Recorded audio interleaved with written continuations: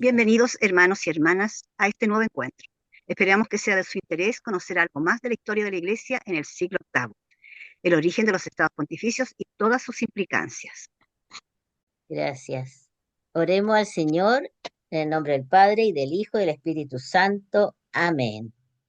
Sumo y glorioso Dios, ilumina las tinieblas de nuestro corazón, danos fe recta, esperanza cierta y caridad perfecta, sentido y conocimiento, Señor, para que cumplamos tu santo y veraz mandamiento. Amén. Amén. Amén. En el tema anterior, el tema número 3, vimos el origen y la expansión de la religión musulmana. Primero observamos quién era Mahoma, cuál era la doctrina que él había promovido y cómo a través de la Guerra Santa se expandió desde por el occidente hasta España y por el oriente hasta la India. La rapidez con que se expandieron fue tremenda y muy fuerte para la Iglesia, dado que perdió tres patriarcados: el patriarcado de Alejandría, el de Antioquía y el de Jerusalén. Realmente fue un cataclismo para el cristianismo, la promoción de esta nueva religión, que hasta el día de hoy está presente actualmente, dada la migración en muchos países del mundo, incluyendo a Chile. El tema de hoy, nuestro tema de hoy, el tema cuarto, es el origen de los estados pontificios. Ustedes se preguntarán, ¿qué son los estados pontificios? Son los territorios que pertenecieron a la Iglesia Católica en Italia, que ocupaban la zona central de Italia y que estuvo bajo su poder, bajo su dominio, su autoridad, desde el 756 hasta 1870.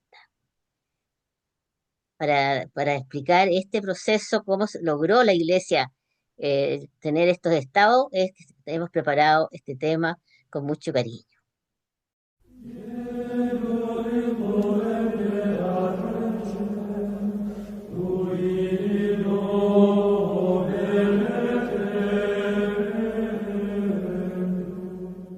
Bien, iniciamos entonces esta pequeña presentación mostrando esta estatua de Pedro, murió como martirizado el año 63, 67 después de Cristo, como obispo de Roma. Por lo tanto, los sucesores del obispo de Roma son los jefes de la Iglesia Católica hasta el día de hoy. Lo primero que queremos mostrarles es la basílica románica atribuida del tiempo de Constantino, con este estilo románico, sobre el cual que se construyó sobre la tumba de Pedro. Las excavaciones modernas que se hicieron a partir de 1939, autorizadas por el Papa Pío XII, permitieron darse cuenta que el altar mayor de la Basílica San Pedro, y que se construyó sobre el altar mayor de la Basílica Constantiniana y sobre los distintos templos que se fueron construyendo a lo largo de los siglos sobre la tumba de Pedro. Según un estudioso, decía que era como esas muñecas rusas que, que se van que uno abre y hay Ujú. una más chiquitita debajo de la otra. Igual, Una mushka, un básicamente. templito chico, el primero sobre la colina Vaticana, chiquitito, y después unos más grandes, más grandes, más grandes, hasta que se construyó la Basílica Constantiniana, que fue destruida, demolida por uno de los papas del Renacimiento. La tumba de Pedro fue descubierta después de las excavaciones que se iniciaron entre el año 39 y 49, pero por los estudios de una arqueóloga que se llamaba Margarita Guarducci, quien, estudiando todo lo que habían excavado los anteriores, que habían dejado algo bastante desordenado, descubrió una inscripción donde decía: aquí está Pedro. Y ahí encontró un cofre en que habían unos huesos envueltos en un paño como de púrpura con hilos de oro, que se cree que fue colocado ahí de tiempo de Constantino. Así que hoy en día se puede visitar la tumba de Pedro, que está debajo del altar mayor de la Basílica de San Pedro. Esto, como les decía, los estados pontificios son estos territorios que estuvieron, vamos a estudiar cómo fue el proceso en que en que se logró que la Iglesia poseyera todos estos estados del centro de Italia, y después se le agregaron otros territorios que pertenecían al exarcado de Ravenna, ¿ah? En un tiempo más. Y lo veremos hoy día. Eh, Más o menos en el siglo XV, los estados pontificios entonces ocupaban toda la zona central de Roma, de Italia. Esto más o menos el siglo XV, y donde entonces limitaban con el reino de Nápoles, que en esa época ya después pasó a manos de los españoles, y así sucesivamente. Estos estados pontificios, a través de estos 1000 años, pasó a depender, o sea, a estar como a veces sometido, ocupado, eh, o, o, eh, con altos problemas con todas las potencias que hubo en esa época: Francia, España y Alemania, o el Sacro Imperio Romano Germánico. En el siglo XIX, dado el imperio napoleónico que desarrolló en los pueblos el espíritu nacionalista, se empezó a formar la unidad italiana, constituir a Italia como un estado unificado. Este mapa me pareció interesantísimo porque va mostrando en qué medida fueron perdiendo los estados pontificios. Desde el año 29, 59, 60, hasta que en el año 70 quedaba solamente Roma como capital, ¿ya? Y finalmente ustedes van a ver que aquí el estado pontificio se va disminuyendo hasta que solamente queda Roma. Yo no. Se fija que el año 60 ahí queda ya solamente ese pedacito, y finalmente cuando Roma, el Papa Pío IX, que estaba defendido las tropas francesas, perdió salieron, se fueron de Roma porque había una guerra franco-prusiana, y ahí se perdió finalmente. Ahí se ve entonces cómo fueron disminuyendo los estados pontificios.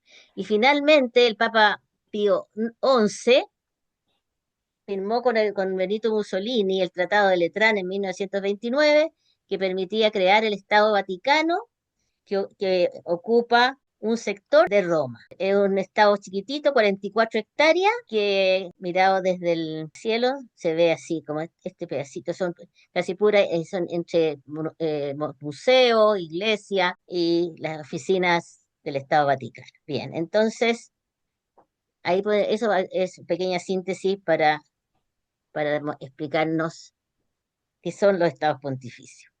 Bien, ahora me gustaría que viéramos, ya retomáramos la idea principal de cómo se formaron los estados pontificios, y creo que Cristian nos va a preparar, nos va a explicar cómo era el contexto político, social, cultural de la época antes del siglo VI o VII, porque los estados son del siglo VIII, pero cuéntanos, Cristian.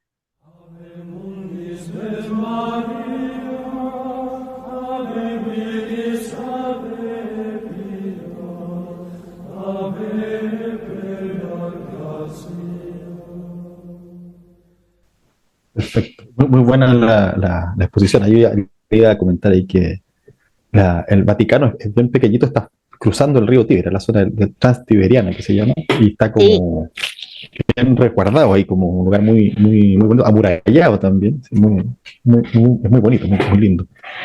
Ya, lo que yo quiero plantearles es un poco el marco en el que se da todo este proceso que empieza. Uno podría ver el antecedente de la caída del Imperio Romano Occidente, y que llega finalmente al comienzo donde empiezan los estados pontificios. Entonces, hay un marco que tiene dos aristas. Por un lado está el tema político, y por otro lado está el tema religioso, espiritual. Hay una contienda, uno podría pensarlo así, como una tensión entre el mundo oriental y el mundo occidental, el Imperio Romano Occidente y el Imperio Romano Oriente, desde el tiempo de Constantino la capital se va hacia Constantinopla, ¿no? Constantino cambia la capital en el año 330, alrededor del 330 cambia la capital a Constantinopla. Entonces Constantinopla empieza a ser un recinto de poder y empieza a tener el poder político y social del imperio y empieza a querer disputarle a Roma, que fue siempre la capital del imperio, el poder político, y simultáneamente la otra arista, que es el poder espiritual, también empieza a disputarle el poder espiritual a Roma, que fue siempre el centro y hasta el día de hoy el centro de la cristiandad.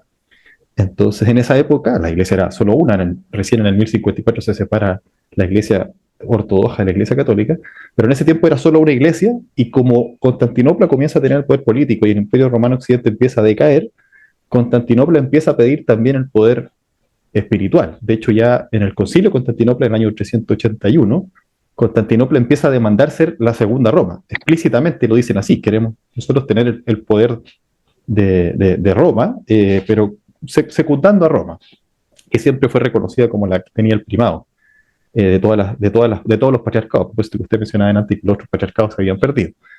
Entonces, ¿qué ocurre? Esa es la tensión que hay que tener en mente para entender qué fue lo que fue pasando en este periodo. En el 476 entonces cae el Imperio Romano de Occidente, el general germano Odoacro depone al último emperador, que fue Rómulo Augustulo, y se proclama rey de Italia. Este rey de Italia mantiene una autoridad formal, pero está bajo siempre la ascendencia del emperador oriental, que en ese tiempo era Zenón, del imperio oriental de Bizancio. Roma ya deja de ser la capital, pero sin embargo la importancia espiritual y religiosa permanece.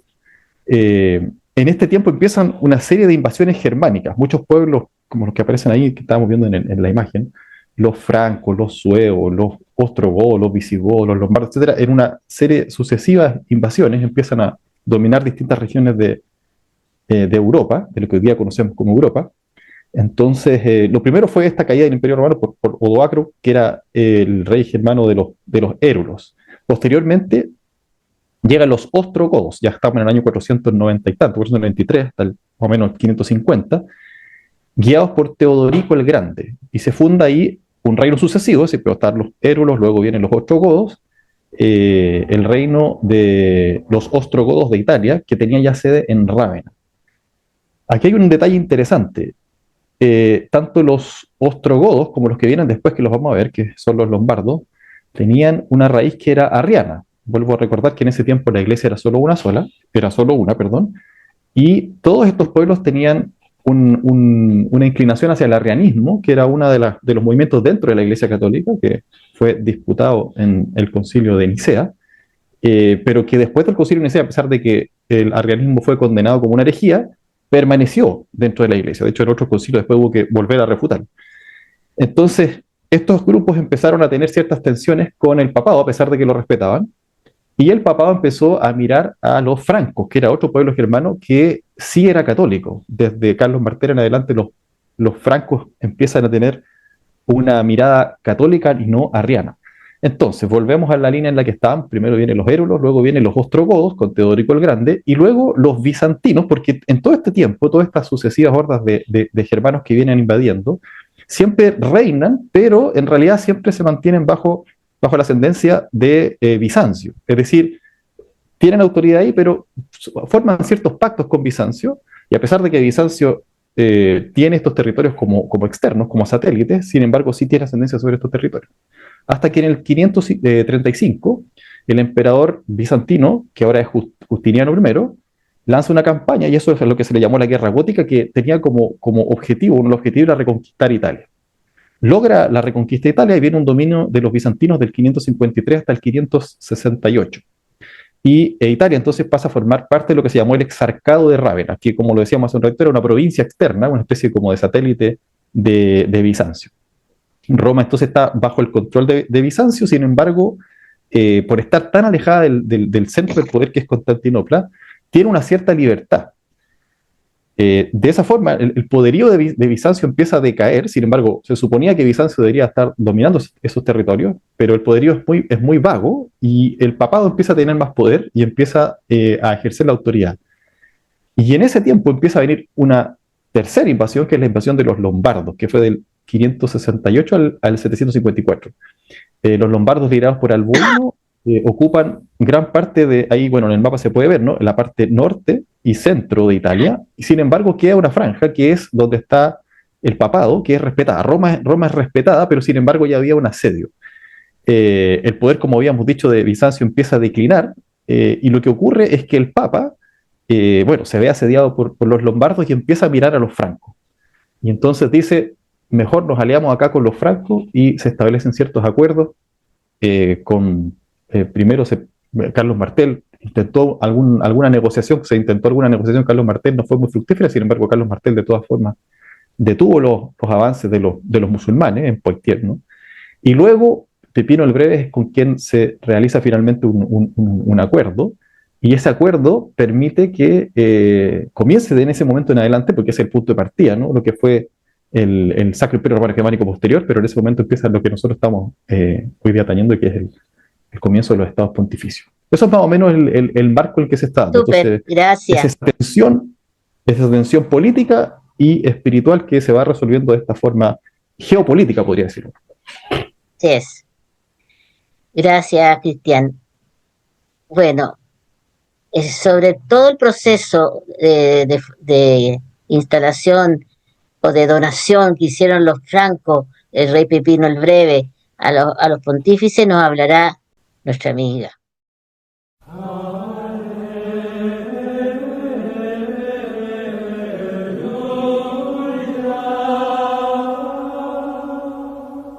Bienvenida, Mónica, a trabajar con nosotros en este curso de historia de Iglesia Medieval. ¿Nos podrías explicar cómo fue la relación entre el papado y el Imperio Franco? Hola, hermana, y a todos los amigos que nos están viendo. La relación entre el papado y el Imperio Franco comienza cuando el papa le pide ayuda a Carlos Martel cuando se ve amenazado por los lombardos. Entonces, Carlos Martel se niega porque había estado hasta hace pocos años combatiendo contra los musulmanes y los había derrotado en la batalla de Poitiers en el año 732. Su hijo Pipino el Breve, recurre al Papa y consigue de él que lo reconozca como rey de los francos, y acaba así la dinastía merovingia. Después el Papa Zacarías consagra a Pipino rey de los francos en la Catedral de San Denis. Y luego el Papa Esteban II lo nombra patricio y protector del Papa. Sí. Posteriormente, el año 756, el rey Pipino hace cesión de los estados pontificios al Papa. Estos territorios comprendían la parte central de Italia.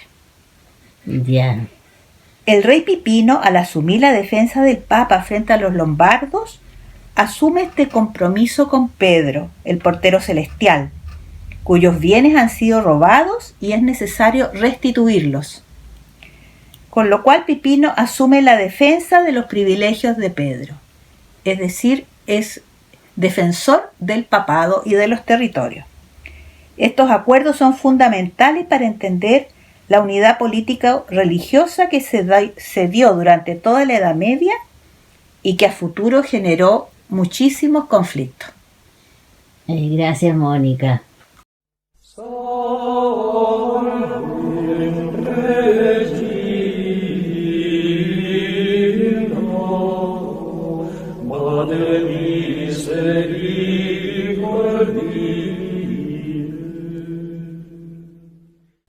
Ustedes se preguntarán, después de escuchar todo este proceso, cómo la Iglesia adquirió todos esos territorios en toda la Italia central, y después después la expandió, algunos papas lo expandieron. ¿Esto fue positivo o negativo para la Iglesia? No sé, tú Silvia, has investigado sobre eso. ¿Qué crees tú? A ver, de todo. Veamos primero los aspectos positivos de este periodo. El fortalecimiento del papado. Autonomía política. Los papas obtuvieron un control territorial directo, lo que les permitió tener poder temporal, además de espiritual. También legitimidad en otros reinos. La creación de los estados pontificios dio al Papa una base sólida para gobernar y negociar con reinos europeos, fortaleciendo su posición en la política internacional. Otro aspecto positivo, la protección de Roma y la Iglesia. Los papas ganaron la protección de los francos, especialmente de Carlomagno, lo que les permitió defenderse de invasores externos, como los lombardos, que representaban una amenaza para Roma.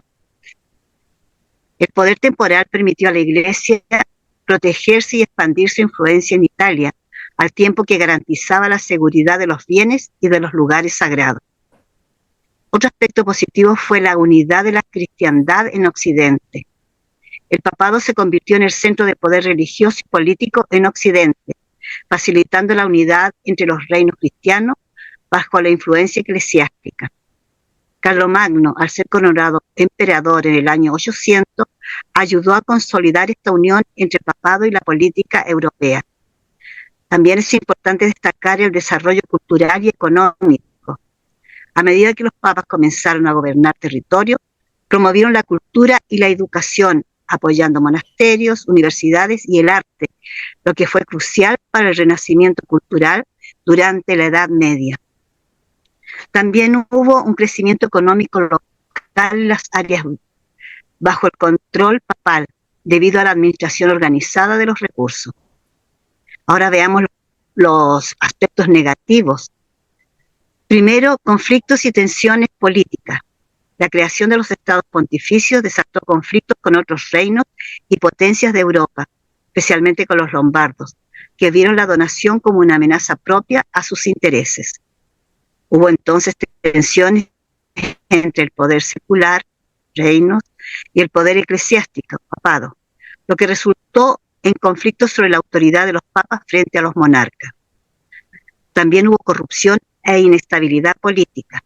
Aunque los papas eran líderes espirituales, algunos se involucraron profundamente en la política secular, lo que produjo unos episodios de corrupción, ambición y mala gestión. Las luchas internas dentro de la Iglesia y las disputas sobre la sucesión papal también provocaron inestabilidad política dentro de los estados pontificios. Y esto lleva a la división de Italia.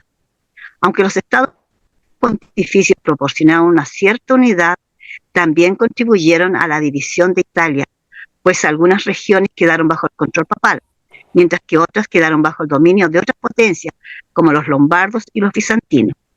Esta fragmentación contribuyó a la falta de unidad política en Italia durante siglos, lo que dificultó el desarrollo de un Estado italiano unificado hasta el siglo XIX. Otro aspecto negativo fue a lo largo de la Edad Media, los papas tuvieron que depender en muchas ocasiones de potencias extranjeras, como los francos, para mantener su poder y defender sus territorios, lo que comprometió la autonomía política de los estados pontificios. También hubo problemas de legitimidad. Algunos papas fueron vistos como manipuladores políticos que usaron su poder para sus propios intereses, lo que generó desconfianza en su legitimidad y cuestionamientos sobre su papel como líderes espirituales. La política del papado a veces estaba demasiado influenciada por los intereses de la nobleza o de la corte francesa, lo que generó tensiones internas dentro de la Iglesia. En general, la creación de los estados pontificios fue un hito histórico que marcó la relación entre la Iglesia y la política europea, pero también generó desafíos y contradicciones que perduraron durante siglos. Salve festa dies, et Domine Davis. Hemos escuchado esta breve síntesis sobre el origen de los estados pontificios y también los aspectos positivos que tuvo para la Iglesia el poseer estos territorios. Escuchemos ahora a nuestros panelistas sobre las implicancias más relevantes de ellos. En esta época fue como confusa en cierta forma. A mí me cuesta entender todas estas relaciones con intereses como muy personales de las diferentes ideas que tenían estos señores. A mí me confunde esta época, realmente. Me Sí, queda como mucha cosa bueno, fue harto tiempo, porque ¿cuántos siglos fueron estos? ¿Cuántos harto, años? sí, sí, sí, 800 por ahí, 700, más o Entonces menos. es como bien confusa la vida de este tiempo. Sí, claro. Es que se A mí me mezclan los gustaba. poderes terrenales con los poderes espirituales. Pues ese es el problema. Por eso yo lo planteaba al principio cuando hacía el prólogo, ¿no? sobre el contexto geopolítico. Hay intereses que son humanos, mundanos, y hay intereses que son espirituales. Yo decía que Constantinopla empezó a pujar desde la fundación de Constantinopla por el siglo IV. Empieza a pujar por ser el centro, porque estaban los poderosos allá. Cuando ocurre el cisma de Oriente, pasa lo mismo, ¿no? Hay un patriarca que es nombrado por el emperador, que es Cerulario, y tenía también intereses políticos, y el emperador tenía intereses políticos de que Constantinopla se erigiera como la primera y la capital no solo política, económica, sino que también espiritual. Entonces, esa tensión se ve permanentemente, y yo creo que cuando veíamos también lo de Pepino el Breve con Esteban II, el acuerdo también pasa por una Sí, cuestión política. O sea, también pasa por un interés más económico, claro. A Pepino por- le interesa eso. Y al Papa le interesa ser protegido por Pepino. Entonces, están mezclados los intereses terrenales y humanos, y ahí viene la parte negativa, que son pucha, cuando, tensiones. Pero si tú lo relacionas todo eso al momento que estamos viviendo en la iglesia, ¿no ves que hay también esas tensiones? todavía, Y yo yo veo creo que eso es inevitable. Yo creo que que terrible. si en tanto estemos en esta tierra, va a haber gente que va a querer meterse en la iglesia, que es un poder, pero es un poder espiritual, pero sin embargo, dado que es administrado por seres humanos, se convierte también en la práctica en un poder humano. Es decir, tiene una parte que va a tener que ver, por ejemplo, con bienes económicos. Tu opinión, lo más sintética posible, ¿es positivo o negativo? No, yo lo veo como, a ver, es que veo las dos cosas, que tiene un lado positivo porque significó la posibilidad de que del papado se distanciara de los poderes, es paradójico, porque se distanciara de la dependencia de los poderes políticos, que a diferencia de lo que pasó en Constantinopla, pudo desprenderse de las presiones que habían, inclusive de las presiones de Constantinopla. Me parece muy interesante los aportes que hicieron nuestros panelistas respecto a las implicancias que los estados pontificios tuvieron para la Iglesia. Solamente quiero agregar una pequeña pregunta para la reflexión de ustedes. ¿Qué repercusión tuvo para la evangelización de los pueblos que la Iglesia poseyera estos estados? Los dejo planteada para que la piensen. Queremos agradecer la presencia de Mónica y de Cristian en este tema y esperamos que Cristian nos siga acompañando en los próximos. Quiero contarles que el pastor Pedro y Verónica no pudieron participar en este tema por motivos de salud. Nos despedimos y oramos al Señor. Que el Señor nos bendiga y nos guarde, nos muestre su rostro y tenga misericordia de nosotros, nos mire benignamente y nos conceda la paz. Amén. Amén. Amén. Nos despedimos de ustedes en este tema número 4 sobre el origen de los estados pontificios. Espero que les haya gustado y lo esperamos para el próximo tema, que también va a ser tan interesante como este de ahora.